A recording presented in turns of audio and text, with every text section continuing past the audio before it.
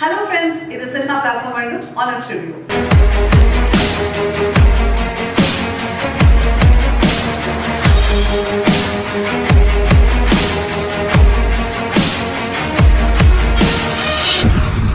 இன்னைக்கு நம்ம Honest Reviewல பார்க்க போற திரைப்படம் சரவணன் இருக்க பயமே. இந்த படத்துல உதயநிதி ஸ்டாலின், ரெஜினா கேசன்ட்ரா, சிருஷ்டி டாங்கே, சூரி, மதன் பாபு, மனோபாலா அப்படியே யோசிச்சுட்டே இருக்கேன். ஏன்னா அந்த அளவுக்கு எல்லாருமே இந்த படத்துல நடிச்சிருக்காங்க. வெங்கடேஷ் தான் ஒளிப்பதிவு பண்ணியிருக்காரு. டி இமான் தான் மியூசிக் டைரக்டர். படத்துடைய டைரக்டர் எழுத்து. இப்ப ஜானர் என்ன அப்படின்னு பாத்தீங்கன்னா முழுக்க காமெடி த்ரில்லர் ஜானரா இந்த படத்தை கொடுத்திருக்காரு டைரக்டர். இப்ப சரவணன் இருக்க பயமே படத்துடைய கதைக்கு வருவாங்க. ஓப்பனிங் சீனே அட்டகாசமான சீன்.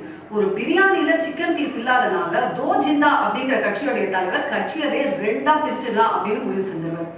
சரி, சூரிய இந்த கேப்பை பயன்படுத்தி நம்ம ஏன் தமிழ்நாட்டுல இந்த கட்சியை ஆரம்பிக்க கூடாது அப்படின்னு சொல்லிட்டு தலைவரை போய் பார்க்க அவரும் பல கணக்கான தொப்பிகள் எல்லாம் கொடுத்து நீ கிட்டத்தட்ட 1000 உறுப்பினர்களை சேரு, தமிழ்நாடு ஃபுல்லா நீதான் அப்படின்னு சொல்லிட்டு அனுப்பிச்சு விடுவாரு. சூரிய ரொம்ப சின்சியரா அந்த கட்சியை பிரபலப்படுத்துறதுக்கான ஏற்பாடுகள்ல இருப்பாரு. அதுக்கப்புறம் பாத்தீங்கன்னா நடுவுல சில சூழ்ச்சிகளால அவர் துபாயில ஒட்டகம் வைக்க போயிடுவாரு. இதுக்கிடையில நம்ம ஹீரோ உதயநிதி ஸ்டாலின் வழக்கம் போல நல்லா படிச்சுட்டு இப்ப வெட்டித்தனமா சுத்துற கேரக்டர் தான். ஆனா அவர் துபாய் போனதுக்கு, அதாவது சூரிய துபாய் போனதுக்கு காரணமே நம்ம ஹீரோ தான். அந்த கட்சி பொறுப்பு நம்ம ஹீரோவுக்கு வந்துடும். அவரும் பிஸியா என்ன பண்றது, என்ன வேலை வெட்டியே இல்லைல்ல, அதனால நம்ம அட்லீஸ்ட் இந்த கட்சி பொறுப்பாக ஏத்துக்கலாம் அப்படின்னு சொல்லிட்டு பிஸியா அந்த கட்சி படிகள்ல இருக்காரு. அவருக்கு சப்போர்ட்டிவா நம்ம யோகி பாபு இந்த படத்துல நடிச்சிருக்காரு. திடீர்னு பாத்தீங்கன்னா நம்ம ஹீரோயின் இறங்குறாங்க. அவங்க நம்ம ஹீரோவுக்கு சொந்தக்கார பொண்ணுதான். சின்ன வயசுலயே 2 பேரும் கீரியும் பாவம் மாதிரி எல்லாருக்கும் சண்டை போட்டுட்டே இருப்பாங்க. இப்போ அந்த சண்டை தொடருது. ஆனா ஒரு சேஞ்ச் என்ன அப்படின்னு பாத்தீங்கன்னா ஹீரோயினோட பியூட்டில மயங்கி நம்ம ஹீரோ லவ் பண்ண ஆரம்பிச்சிடுறாரு. ஆனா ஹீரோயின் சத்தியமா நான் உன்னை லவ்வே பண்ண மாட்டேன், நான் உனக்கு எப்படியாவது பழி வாங்குவேன், அந்த அளவுக்கு நீ என்ன குடும்பம் பண்ணிருக்க அப்படின்னு சொல்லிட்டு ஒரு பக்கம் சுத்திட்டு இருப்பாங்க. இன்னொரு பக்கம் பாத்தீங்கன்னா அந்த ஒட்டகம் வச்சுட்டு இருந்த இந்த கேரக்டர், அதாவது சூரி, அவர் வந்துருவாரு. வந்துட்டு துபாய் அனுப்பினதுக்கு நான் ஒட்டகம் வச்சதுக்கு நீ தான்டா காரணம், நான் உன்னை பழி வாங்கியே தீருவேன் அப்படின்னு சொல்லிட்டு அவர் ஒரு பக்கம் பழிவாங்க. 2 பேருமே ஏகப்பட்ட பிளான்ஸ் எல்லாம் போடுவாங்க. ஆனா படத்துடைய ஹைலைட் என்ன அப்படின்னு பாத்தீங்கன்னா இது ஒரு காமெடி த்ரில்லர்னு சொல்ல மாட்டேன், காமெடி ஹாரர் அப்படின்னு சொன்னாதான் கச்சிதமா இருக்கும். ஏன்னா இன்டர்வல் பிளாக்ல பாத்தீங்கன்னா உதயநிதி ஸ்டாலினை சில சூழ்ச்சிகள்லாம் எப்படியாவது படிவாங்களா அப்படின்னு பிளான் போட அந்த தாமரப்பூல இருந்து ஒரு கை வருங்க. அந்த கை தான் ஆவி. இங்க கட் பண்றாரு டைரக்டர். இன்டர்வலுக்கு அப்புறம் பாத்தீங்கன்னா அந்த ஆவியோட பிளாஷ்பேக், அதாவது காலேஜ் படிக்கும் போது உதயநிதி ஸ்டாலினை நம்ம சிருஷ்டி டாங்கே இருக்காங்களா, அவங்க ஒரு ஹீரோயின் தான். அவங்க சின்சியரா லவ் பண்ணுவாங்க. இந்த விஷயம் உதயநிதிக்கு தெரியாது. ஒரு பாட்டெல்லாம் கூட பாடுவாங்க. அதுக்கப்புறம் பாத்தீங்கன்னா எப்படியாவது என்னோட லவ் நான் சொல்லணும் அப்படின்னு சொல்லிட்டு அவங்க ரொம்ப சந்தோஷத்துல பைக் கூட்டிட்டு போகும்போது அவங்களுக்கு ஆக்சிடென்ட் ஆகி செத்து போயிடுவாங்க. அவங்களோட ஆவி தான் யாரெல்லாம் உதயநிதிக்கு எதிராக இருக்காங்களோ அவங்களுக்குள்ள புகுந்து அந்த ஆவி கேம்லாம் விளையாடி நம்ம உதயநிதிக்கு ஃபார் சப்போர்ட்டா இருக்கும். சரி, இதை நம்ம உதயநிதி பயன்படுத்தி எப்படியாவது நானும் என்னோட தேனு, அதாங்க நம்ம ஹீரோயின், 2 பேரும் ஒன்று சேர்றதுக்கு நீ ஹெல்ப் பண்ண ஃபாத்திமா அப்படின்னு சொல்லிட்டு ஆவியோட ஜோடி போட்டு ரொம்ப ஃப்ரெண்ட்லியா சுத்திட்டு இருப்பாரு. அதுக்கப்புறம் ஆவிக்கு போர் அடிச்சிச்சு போல இருக்குங்க. சரி, இதுக்கு மேல எனக்கு டிஸ்டர்ப் பண்ணாத, நான் டாட்டா சொல்றேன், பாய் பாய் சொல்றேன் அப்படின்னு ஆவி கிளம்ப. அதுக்கப்புறம் நம்ம ஹீரோவும் ஹீரோயினும் ஒன்று சேர்ந்தாங்களா இல்லையா அப்படிங்கிறது தான் ஆவி இருக்க பயமேன், சாரிங்க, சரவணன் இருக்க பயமேன் படத்துடைய கிளைமேக்ஸ்.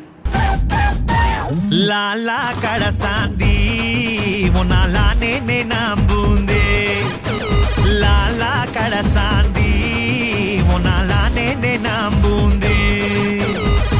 என்னடா நடக்குதுங்க? பாம்புல இருக்காங்க, கொஞ்ச நேரத்துல பாம்புக்கு வந்துருவாங்க. உண்மையாக மாமா நீங்க கவலை விடுங்க, என் வீட்டுக்காரே வெட்டிட்டு வரனா கட்டிட்டு வருவாரு. மரகாயா நீதாமா மெச்சிக்கணும். நான்லாம் பிளான் போட்டேன்னா ஊரே உச்சு கொட்டு. இப்ப சரவணன் இருக்க பயமே படத்துடைய பிளஸ் அண்ட் மைனஸ் நம்ம சொல்லி ஆகுங்க. பிளஸ் பாயிண்ட்ஸ் என்னென்ன அப்படின்னு பாத்தீங்கன்னா ஒளிப்பதிவு கண்களுக்கு குளிர்ச்சியா இருக்கு. அதுவும் ஒரு மெலடி பாடல் மட்டும் காதுகளுக்கு இனிமை அளிக்கக்கூடிய விதத்துல இருக்கு. அந்த பாட்டை கேட்கும் போது இமான் தான் மியூசிக் டைரக்டர் அப்படிங்கறத நாங்க கன்ஃபார்ம் பண்ணிட்டோம். மத்தபடி பாத்தீங்கன்னா RR ஓகே, மற்ற பாடல்கள் மனசுல ஒட்டலையோ அப்படிங்கிற ஒரு ஃபீல். அடுத்தபடியா பாத்தீங்கன்னா மைனஸ் பாயிண்ட்ஸ் அப்படின்னு சொல்லும் போது மனிதன் அப்படிங்கிற படத்துல நம்ம உதயநிதி என்னமா பெர்ஃபார்ம் பண்ணியிருந்தாரு. இந்த படத்துல அவரோட பெர்ஃபார்மன்ஸ்க்கான ஸ்கோப் ரொம்ப குறைவாகவே இருந்துச்சுங்க. ஏன்னா படத்துல ஸ்டார் காஸ்டுக்கு பஞ்சமே இல்லை. அந்த அளவுக்கு எல்லாருமே நம்ம உதயநிதிக்காக இந்த படத்துல நடிச்சிருக்காங்க. ஆனா யாரையுமே சரியாவே டைரக்டர் பயன்படுத்தல. எழிலோடைய பொட்டன்ஷியல் என்ன அப்படிங்கிறது நம்ம எல்லாருக்குமே தெரியும். இது அவருக்கான படமே இல்லை அப்படின்னு தான் நான் சொல்லுவேன். அந்த அளவுக்கு சில இடங்கள்ல எல்லாம் காமெடி கலக்கட்டவே இல்லைங்க. எங்களுக்கு ப்ராமிஸா சொன்னோம்னா சிரிப்பே வரல. சில இடங்கள்ல எல்லாம் ரொம்ப அனாவசியமா அந்த காட்சிகள்லாம் சேர்க்கப்பட்டிருக்கோ, ஒருவேளை இது 2.5 மணி நேரம் படமா கொண்டு வரதுக்காக டைரக்டர் இந்த மாதிரி தேவையே இல்லாம காட்சிகள்லாம் சேர்த்திருக்காரோ அப்படிங்கிற அபிப்பிராயம் எனக்கு மட்டும் இல்ல, தியேட்டர் முழுவதும் எல்லாருக்குமே இருந்துச்சு. அது மட்டும் இல்லாம இது நான் ஏற்கனவே சொன்ன மாதிரி காமெடி கம் ஹாரர் படம். ஸோ ரெண்டுமே வந்து ஒரு பேலன்ஸ்டா இருக்கணும். திடீர்னு வந்து ஆவி வந்து இந்த சப்போர்ட் பண்றது, திடீர்னு நான் கரெக்டா வந்து படம் முடிய போகுது அதனால நான் கிளம்புறேன் அப்படின்னு சொல்லிட்டு போன மாதிரியே இருந்துச்சு. எந்த ஒரு காட்சியை பார்க்கும் போதும் என்ன சொல்றது, அடுத்தது என்ன அப்படிங்கிற ஒரு கெஸ் வந்து எங்க எல்லாருக்குமே வந்துச்சு. அப்படி ஒரு கெஸ் வந்தாலே அந்த படம் வந்து ஒரு சேலஞ்சிங்கான படமா எங்களால ஏற்றுக்கொள்ளவே முடியாது. சரவணன் இருக்க பயமே பார்க்கலாம். இப்போ இந்த படத்தை பத்தி நான் சொல்லிட்டேங்க. என்னோட படம் பார்த்த ஆடியன்ஸ் அவங்களோட ஃபீட்பேக் தான் ரொம்ப ரொம்ப முக்கியம். மக்கள் தீர்ப்பு, மகேசன் தீர்ப்பு அப்படின்னு சொல்லுவாங்க. அவங்க இந்த படத்துக்கு என்னென்ன ரிவ்யூஸ் கொடுத்துருக்காங்க அப்படிங்கிறத பாருங்க.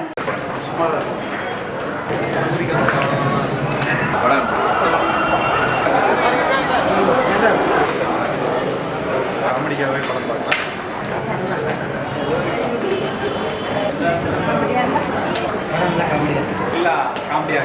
இப்ப நம்ம சினிமா பிளாட்ஃபார்ம் வழங்கக்கூடிய ஆனஸ்ட் ரிவ்யூல சரவணன் இருக்க பயமே படத்துக்கு கிடைச்சிருக்கிற ஸ்கோர் ரிவ்யூ உங்களுக்காக.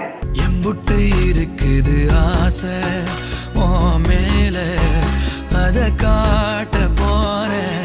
அம்பிட்டு அழகையும் நீங்க தாலாட்ட கொடியேத்த வாரேன். நிஜமா எங்களோட சினிமா பிளாட்ஃபார்ம் வழங்கக்கூடிய அனைத்து நிகழ்ச்சிகளும் உண்மையான நிகழ்ச்சிகளா தான் நாங்க கொடுத்துட்டு இருக்கோம்.